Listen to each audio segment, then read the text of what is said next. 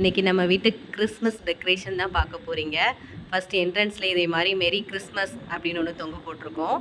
Next அப்படியே உள்ளே போகலாம். ஓப்பன் பண்ணுங்கள். வருவோம். டெக்கரேஷன் காமிக்க வந்திருக்கோம். ஓகே, இப்போ பார்த்தீங்கன்னா அந்த இடத்துலலாம் நாங்கள் ஸ்டார் தொங்க போட்டிருக்கோம். காமிக்கிறேன். இதெல்லாம் தொங்க போட்டோமா. அடுத்தது மேலே ஒரு 3 ஸ்டார் தொங்க போட்டிருக்கோம். அதுக்கப்புறம் இன்னொன்று என்னென்னா வரேன்.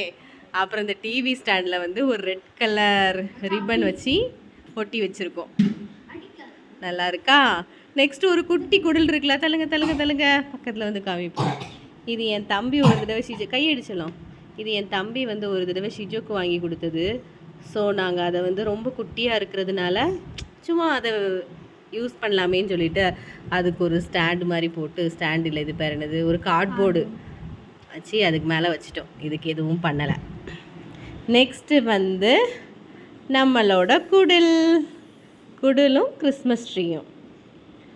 இது ஏற்கனவே நம்ம வாங்கியிருந்தது காமிச்சிருந்தோம்ல, சரவணா ஸ்டோரில் தான் இந்த கிறிஸ்மஸ் ட்ரீ வாங்கியிருந்தோம்னு சொல்லிட்டு. இதுதான் நம்மளோட கிறிஸ்மஸ் ட்ரீ.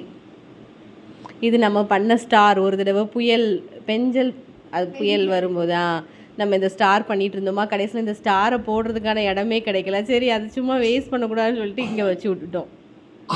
சரியா? இது வந்து நம்ம வேளாங்கண்ணிலேருந்து வாங்கிட்டு வந்த ஸ்டாச்சு. இதுதான் நம்ம குடல்.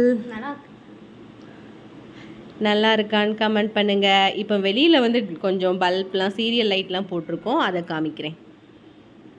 இதுதான் எங்கள் வீட்டில் வெளியில் நாங்கள் பண்ணியிருக்க டெக்கரேஷன். கிறிஸ்மஸ்ங்கிறனால ரெட் கலர் சீரியல் லைட்டாக போட்டிருக்கோம். நெக்ஸ்ட் இயர் இதை விட கொஞ்சம் அதிகமாக பண்ணணும்னு ஆசைப்படுறோம். உங்கள் வீட்டில் டெக்கரேஷன்லாம் ஓவர் ஆகிட்டா உங்கள் வீட்டில் நீங்கள் எப்படிலாம் பண்ணியிருக்கீங்கன்னு கீழே கமெண்ட் பண்ணுங்கள்.